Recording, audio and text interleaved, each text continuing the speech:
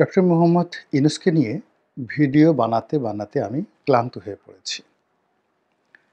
এই ভদ্রলোকের নাম উচ্চারণ করে বা তাকে নিয়ে আলোচনা করে বা তাকে নিয়ে সমালোচনা করে বা তার পক্ষে বলা, বিপক্ষে বলা সত্যিকার অর্থেই আমি খুব বিব্রত বোধ করি অন্তরের অন্তঃস্থল থেকে।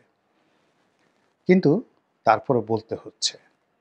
বলতে হচ্ছে এই কারণে যে পুরো দেশের ক্ষমতার যে চাকা, স্টিয়ারিং এটি তার হাতে।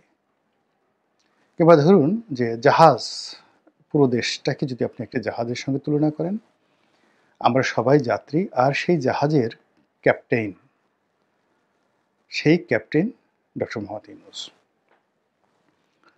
আপনি চান বা না চান, তার সফলতা যেমন আপনাকে আন্দোলিত করবে, আপনার ব্যবসা-বাণিজ্য থেকে শুরু করে আপনার কর্মক্ষেত্র, ব্যক্তি, পরিবার, সমাজ সব ক্ষেত্রে আপনাকে আনন্দময়তা দেবে।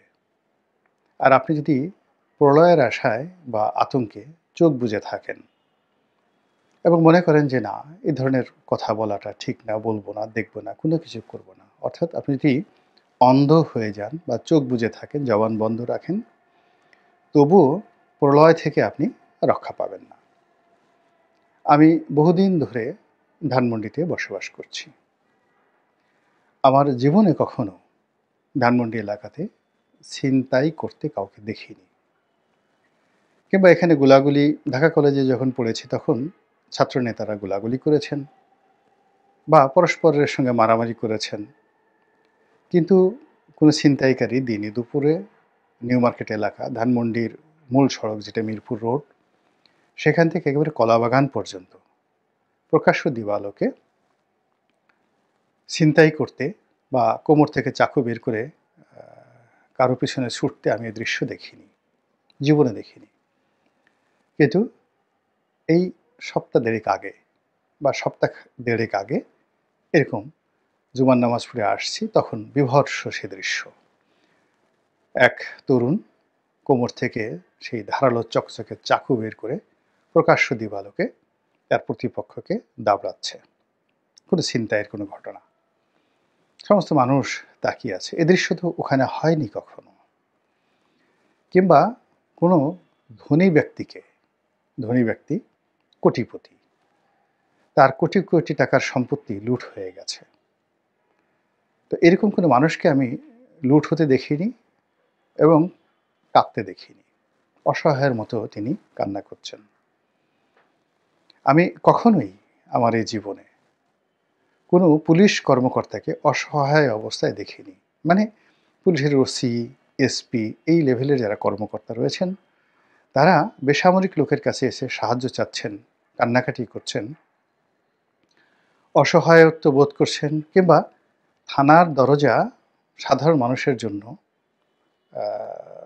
উন্মুক্ত নয়, কিংবা কারো কারো ভয়ে থানার ওসি তটস্থ থাকেন ওসির চেয়ারে বসে।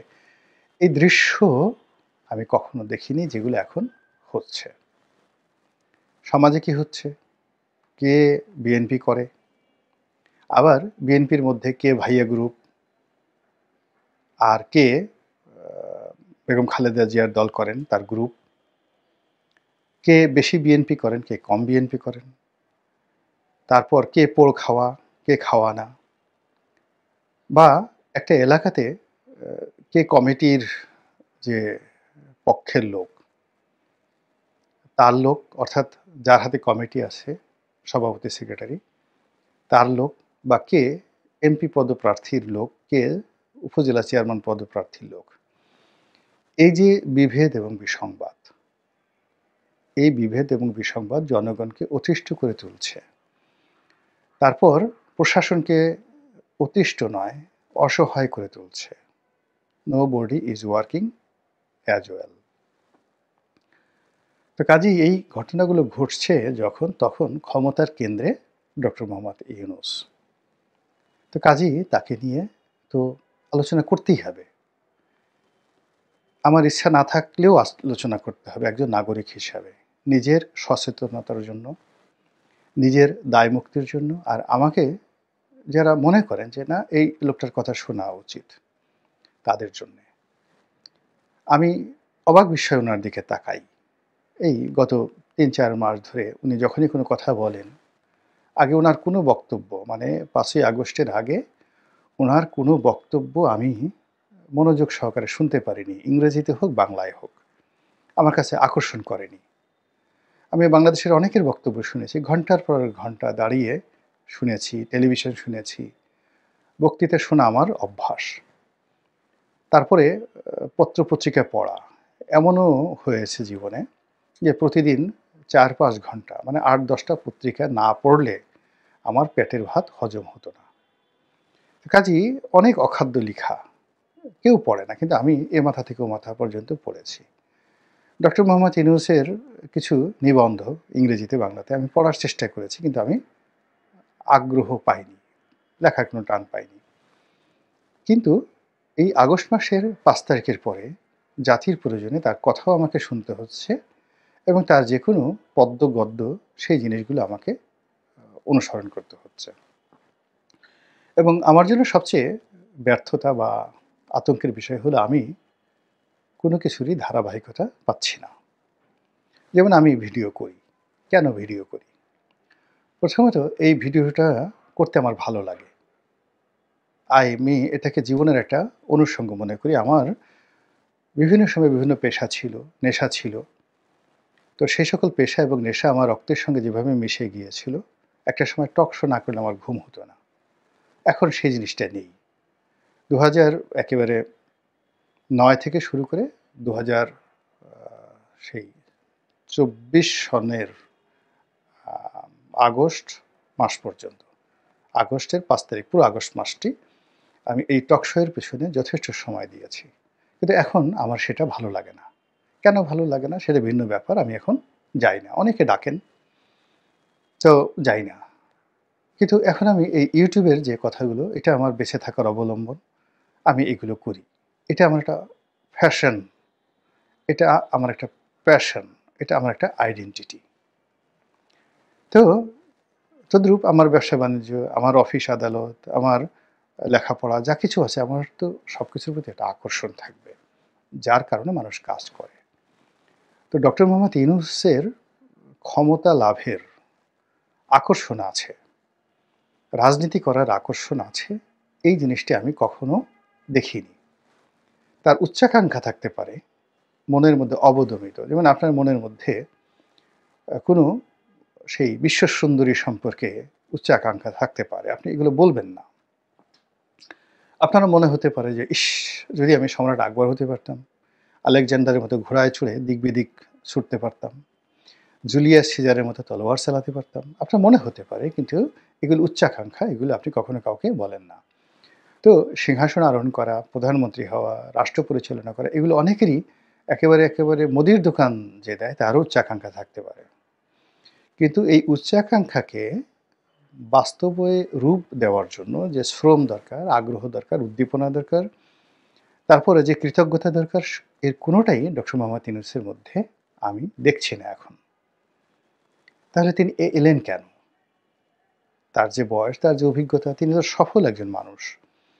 তার জীবনের ব্যর্থতাগুলো আমরা জানি না। কোথায় তিনি ব্যর্থ হয়েছেন আমরা কিছুই জানি না। আমরা শুধু জানি যে তিনি শুধুই একজন সফল মানুষ।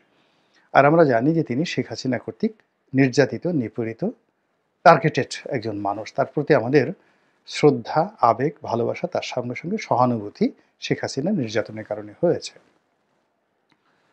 তো সেই তিনি যখন ক্ষমতায় এলেন, আসার পর আমরা তো তাকে দেখে আসছি। কোথায় তার ইন্টারেস্ট, কোথায় তার ইন্টারেস্ট নেই ইত্যাদি, ইত্যাদি। তো এই রাজনীতির ক্ষেত্রে আগেও তাকে আমরা ইন্টারেস্টেড দেখিনি।